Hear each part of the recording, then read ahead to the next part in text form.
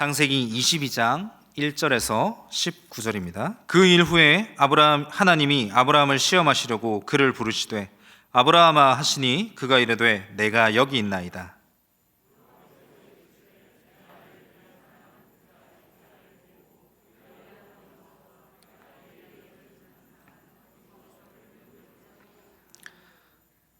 아브라함이 아침에 일찍이 일어나 나귀의 안장을 지우고 두 종과 그의 아들 이삭을 데리고 번제에 쓸 나무를 쪼개어 가지고 떠나 하나님이 자기에게 일러주신 곳으로 가더니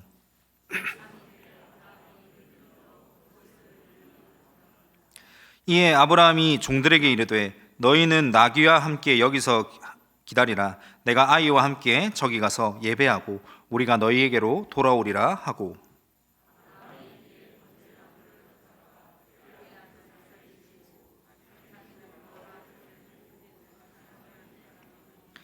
이삭이 그 아버지 아브라함에게 말하여 이르되 내 아버지여 하니 그가 이르되 내 아들아 내가 여기 있노라. 이삭이 이르되 불과 나무는 있거니와 번제할 어린 양은 어디 있나이까.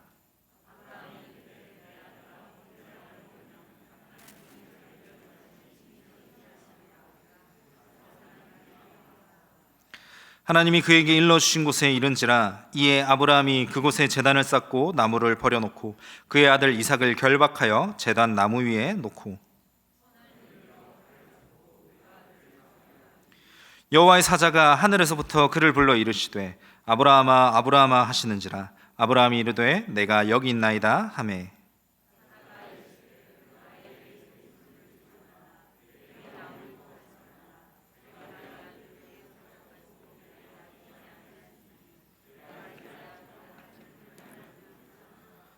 아브라함이 눈을 들어 살펴본즉 한 순양이 뒤에 있는데 뿔이 수풀에 걸려 있는지라. 아브라함이 가서 그 순양을 가져다가 아들을 대신하여 번제로 드렸더라.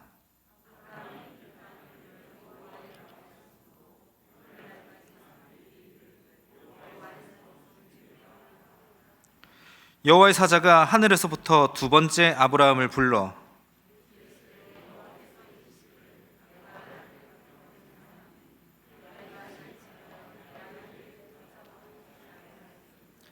내가 내게 큰 복을 주고 내 씨가 크게 번성하여 하늘의 별과 같고 바닷가의 모래와 같게 하리니 내 씨가 그 대적의 성문을 차지하리라.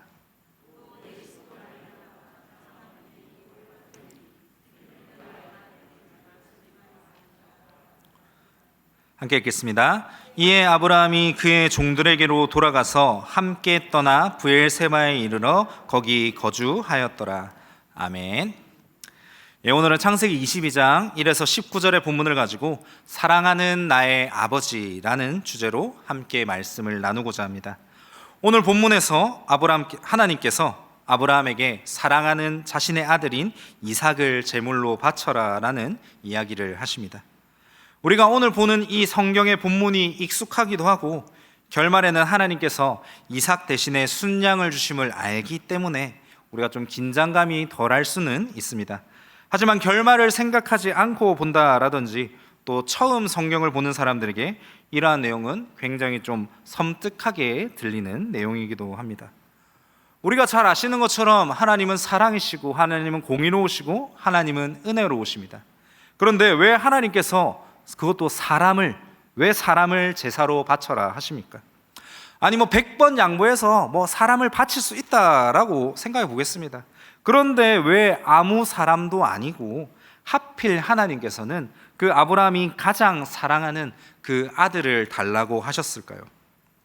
하나님께서는 정말 아브라함이 아들을 자신에게 바치시기를 원한 걸까요? 그것이 아니라면 하나님께서 아브라함에게 원한 것은 무엇일까요? 오늘 본문을 통해서 하나님께서 아브라함에게 원하는 것이 무엇인지를 함께 살펴보며 우리는 오늘의 본문을 통해서 하나님 앞에 그렇다면 우리는 어떻게 나아가야 하는가에 대해서도 함께 살펴보고자 합니다. 먼저 아브라함의 아들 이삭은 아브라함에게 있어서 어떤 아들입니까? 우리가 잘 아는 것처럼 이삭은 하나님께서 아브라함이 100세 때 허락하여 주신 아들입니다. 정말 귀한 아들일 겁니다. 사라와 아브라함은 아이를 가질 수 없었습니다. 하지만 정말 극적인 하나님의 은혜로 아브라함의 나이 100세 때 사라와 아브라함은 이삭을 낳게 됩니다. 얼마나 귀엽고 이쁘겠습니까? 저도 이제 아이가 태어났고 한 2주 정도 지났는데 눈에 넣어도 안 아프겠다라는 말을 이제 조금 알 것 같습니다. 35살에 낳은 아이도 이렇게 귀한데 하물며 100살에 낳은 아이면 얼마나 더 귀하겠습니까? 그리고 우리가 잘 아는 것처럼 사실 이 아이는 보통 아이도 아닙니다. 하나님께서 주신 언약의 증표가 바로 이 이삭이지 않습니까? 창세기 15장에서 자식이 없던 아브라함에게 아들을 낳고 그 아들이 아브라함의 상속을 이어나갈 것이다 라고 말하던 그 약속이 아브라함의 100세 때에 현실로 다가왔습니다. 그리고 눈앞에 있는 귀한 자녀인 이 이삭을 통해서 이루어집니다. 정말 귀한 자녀입니다. 그런데 왜 하나님께서 그 귀한 자녀를 제물로 바쳐라 하셨을까요? 하나님이 주셨지 않습니까? 그런데 왜 갑자기 하나님께서 그렇게 말씀하시는 겁니까? 우리가 먼저 1절을 보시겠습니다. 22장 1절입니다. 제가 읽겠습니다. 그 일 후에 하나님이 아브라함을 시험하시려고 그를 부르시되. 다행히도 하나님은 진짜로 이 아들을 제물로 원하는 건 아닌 것 같습니다. 이 본문에 나오는 것처럼 아브라함을 시험하려고 하나님께서 이 일을 시작하신 것 같습니다. 그렇다면 하나님은 왜 이 아브라함에게 이 시험을 하려 하셨을까요? 이 해답 또한 1절에서 찾을 수 있는데 1절의 시작이 이렇게 말하고 있습니다.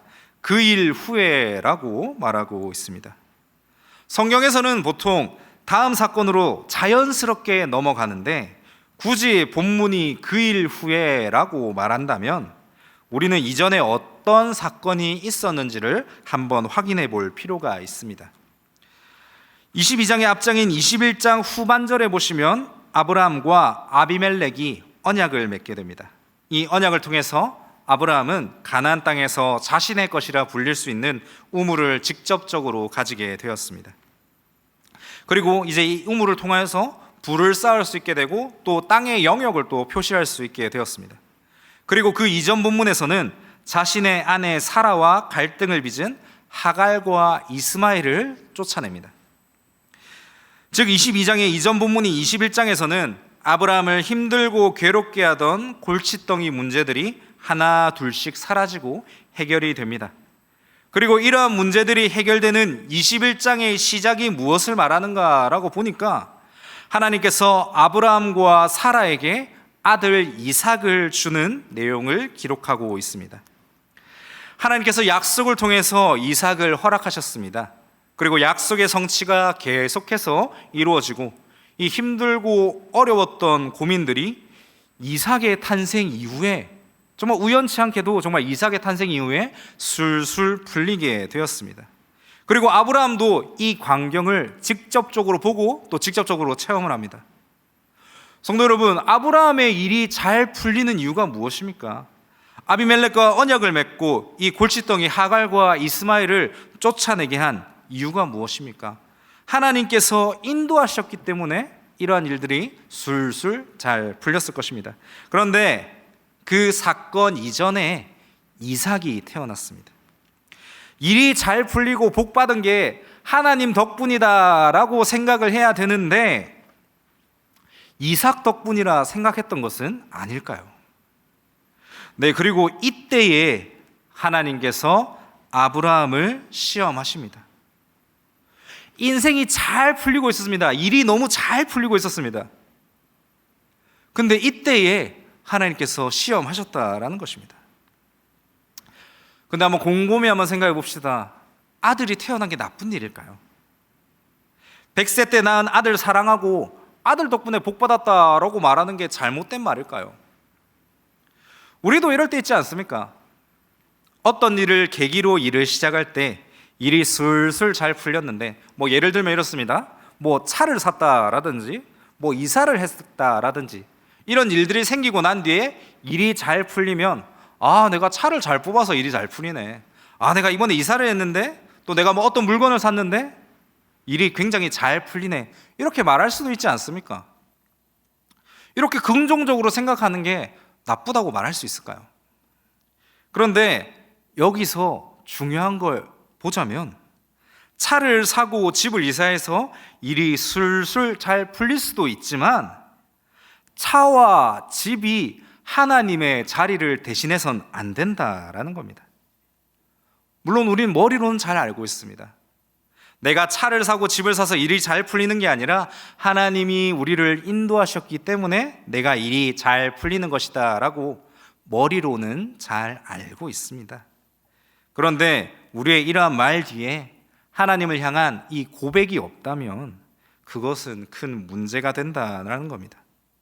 내가 막 뭘 잘 사서 일이 잘 풀려, 내가 집을 옮겨서, 그리고 내가 뭐 어떤 걸 해서 일이 잘 풀려라는 긍정적인 고백 뒤에 여호와 하나님의 이름이 드러나지 않는다라면 그건 문제가 있다라는 겁니다. 정리하자면 이렇습니다. 긍정적인 표현 뒤에 하나님의 이름이 가리워진다면 그것은 큰 문제가 있다라는 것입니다. 본문이 말하는 게 뭐 집을 사면 안 됩니다, 차를 사면 안 됩니다, 이걸 말하는 것이 아닙니다. 집도 필요하고 차도 필요합니다. 그리고 그로 인해 얻게 되는 에너지도 되게 중요합니다.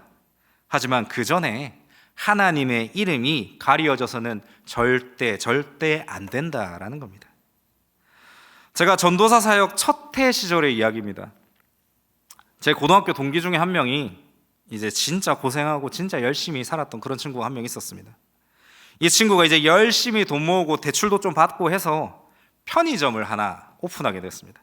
물론 지금은 이제 정리를 했는데 당시에 이제 저와 몇몇 친구들이 함께 그 편의점에 놀러 갔을 때 정말 진심으로 축하하고 또 어떤 친구는 울기도 하고 그렇게 재밌던 기억이 있는데 이제 개업 선물도 주고 막 재밌게 놀다가 이 편의점 사장님이 저희한테 뭘 선물을 해주고 싶었나 봅니다.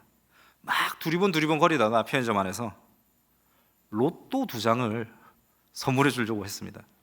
그때 제가 전도사 1년 차였거든요. 이런 거 받을 수 없다, 나 사역도 해야 되고 나 예수님 믿는 사람이다, 이런 거 받으면 안 된다, 로또 안 받는다 했는데 결국 받았습니다.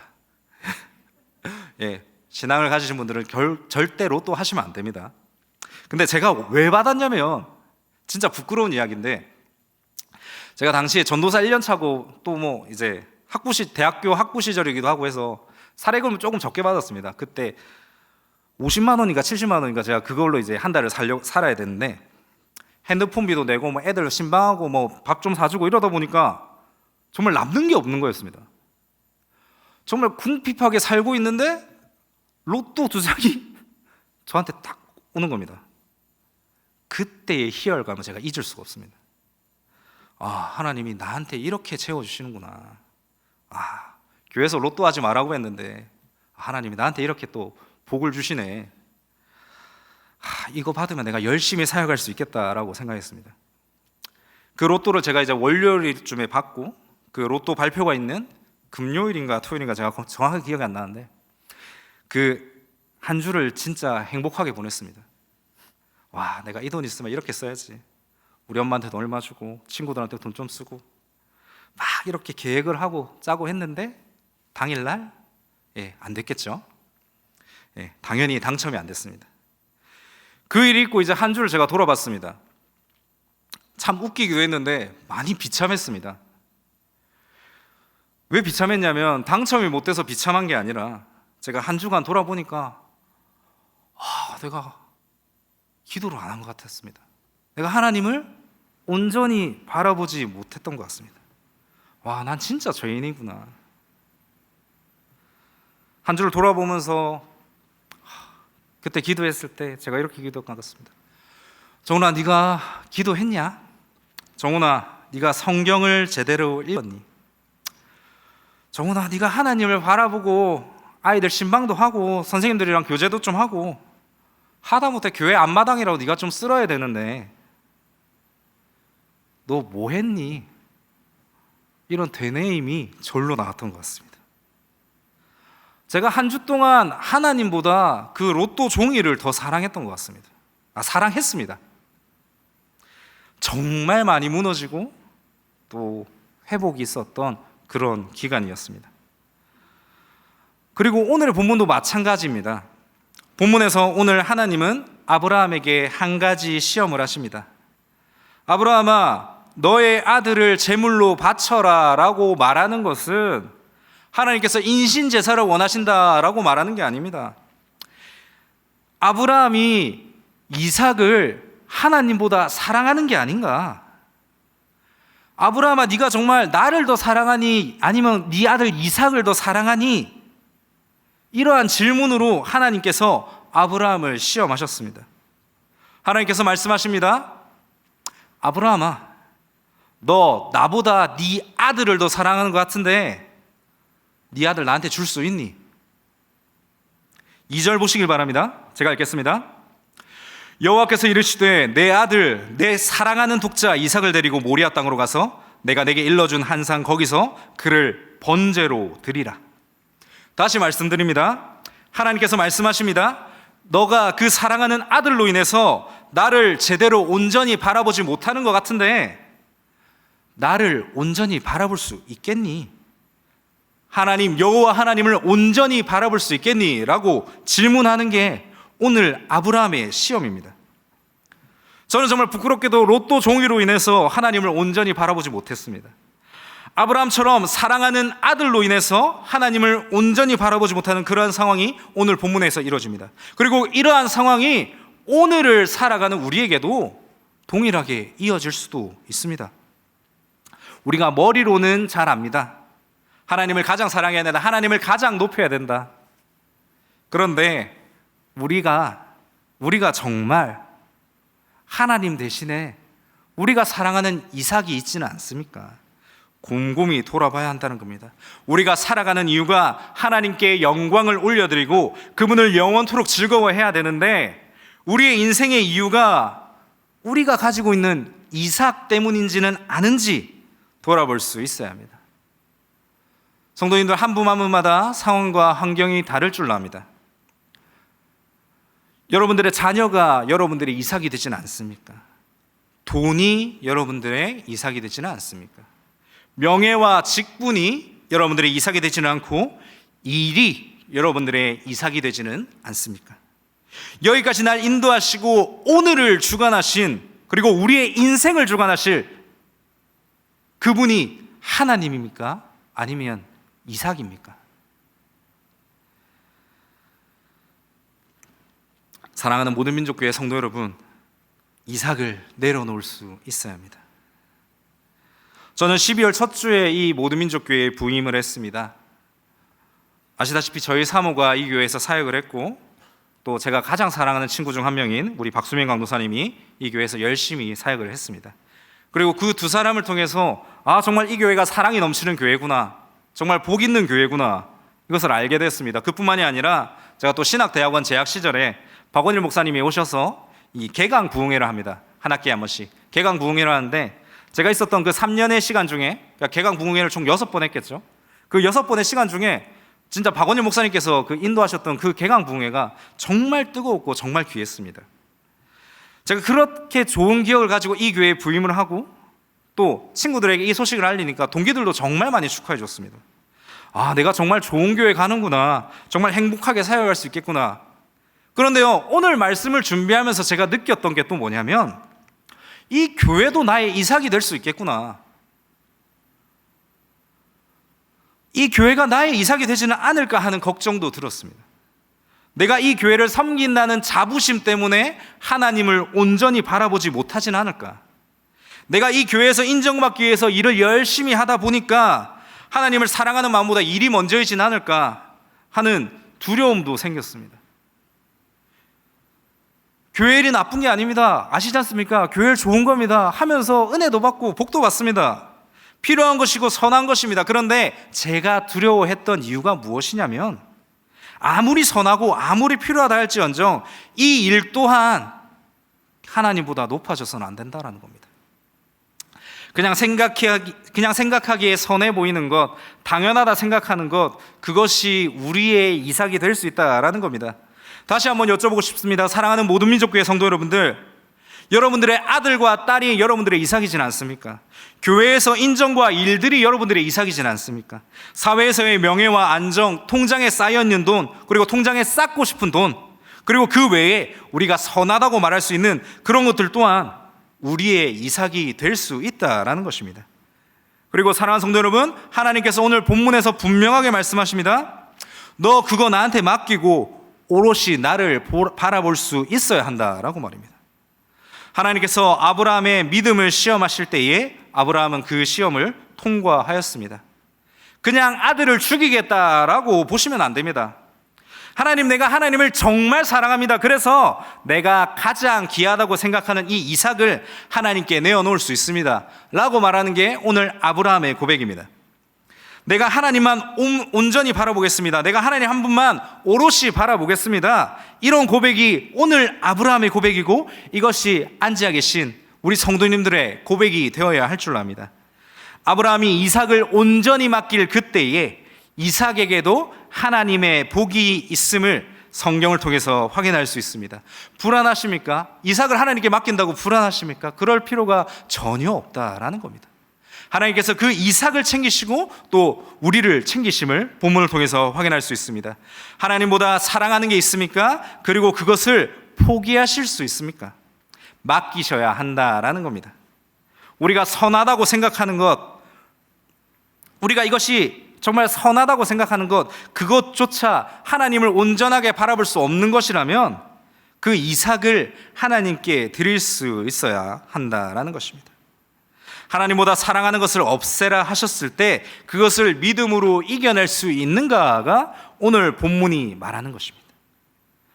그리고 이러한 믿음이 있을 때 하나님께서는 여러 선물을 주십니다. 먼저는 그 이삭을 하나님께서 책임져 주시고 14절에 보시면 나오는 것처럼 여호와 이레의 은혜를 허락하십니다. 이는 우리의 상식으로 이해가 되지 않을 그때에도 믿고 순종하며 하나님만 바라본다라는 고백이 있을 그때에 하나님께서 준비해 주신다라는 것입니다. 그리고 15절에 보시면 여호와의 사자가 하늘에서부터 두 번째 아브라함을 불렀고 17절 보시기 바랍니다. 내가 내게 큰 복을 주었다라고 말합니다. 사랑하는 성도 여러분, 복이 무엇입니까? 운이 좋다고 복을 받았다라고 말할 수 있을까요? 세상에서는 운 좋네, 너 좀 행운이 있네, 이럴 때 복 받았다라고 말합니다. 하지만 성경은 복을 이렇게 정의할 수는 없을 것 같습니다. 복에 대해서 이제 신학교를 다닐 때 한 교수님께 여쭤봤습니다. 교수님, 복이 무엇입니까? 이렇게 질문을 드렸는데 교수님께서는 곰곰이 생각하시더니 이렇게 말씀해 주셨습니다. 1년을 강의해도 복에 대해서 다 말할 수 있을지 모르겠지만 한 문장으로 정의하자면 여호와 하나님과의 관계가 끊어지지 않는 것, 이것이 복이다라고 정의해 주셨습니다.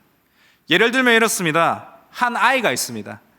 한 아이가 있는데 그 아이에게는 큰 집도 있고 뭐 과자도 있고 뭐 사고 싶은 돈 뭐든지 다 살 수 있는 돈도 있고 뭐 게임기, 아이스크림, 뭐 차, 그리고 자기 부탁을 들어줄 종들도 있었습니다. 그런데 이 아이에게 모든 게 다 있었는데 딱 하나가 없었다고 합니다.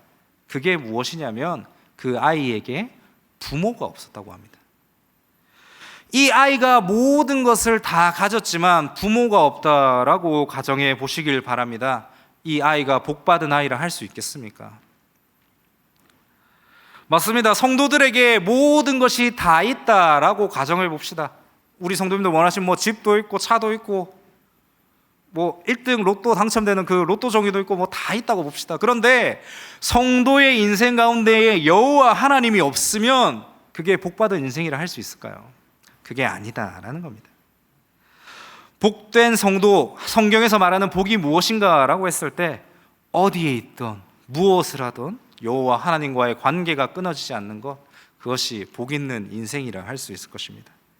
오늘 하나님께서 아브라함에게 복을 말씀하십니다. 어떠한 상황과 환경 가운데서도 하나님과의 관계가 끊어지지 않는 복, 푸른 초장과 쉴만한 물가 가운데서도 함께 하시지만 하나님께서는 때로는 사망의 음침한 골짜기를 다니는 그때에도 하나님께서 함께 하신다고, 복이 있다고, 여호와 하나님과의 관계가 끊어지지 않는다라고 분명하게 말씀하십니다. 사랑하는 성도 여러분, 이제 말씀을 정리하고자 합니다. 오늘 하나님께서는 아브라함을 시험하십니다. 이삭을 줄 수 있는지, 하나님보다 더 사랑하는 것이 있는지를 물어보고 그것을 포기할 수 있는지를 물어보십니다. 우리 인생의 이삭은 무엇입니까? 이것만 가질 수 있다면 내가 모든 것을 다 가질 것처럼 보이는 그런 이삭이 있지는 않으십니까? 우리의 자녀가 우리가 가지고 싶어하는 집과 차와 물건, 그리고 통장의 수많은 액수, 그리고 그 외에 다양한 많은 것들이 우리의 이삭이지는 않습니까? 하나님, 내가 이것만 있으면 신앙생활 잘할 수 있습니다. 하나님, 이 자녀만 허락하시고 이 물건만 허락하시면 내가 신앙생활 잘할 수 있습니다 라고 말하는 이삭이 있지는 않습니까? 이삭을 내려놓으시길 간절히 소망합니다. 하나님께서 이 이삭을 내려놓을 때에 하나님께서 이 이삭을 키우시고 여호와 이레를 허락하시고 하나님과의 관계가 끊어지지 않는 그 복을 허락하여 주십니다. 무엇을 택하시겠습니까? 결단하셔야 됩니다. 내려놓으셔야 됩니다. 2022년 우리가 하나님 대신에 더 의지한 것이 있다면 2023년에는 꼭 반드시 내려놓으시길 바랍니다. 이삭을 키워주시고 여호와 이레를 허락하시고 하나님과의 관계가 끊어지지 않는 그 복을 허락하실 하나님 한 분만을 의지하며 나아가는 2023년이 되시기를 간절히 소망합니다.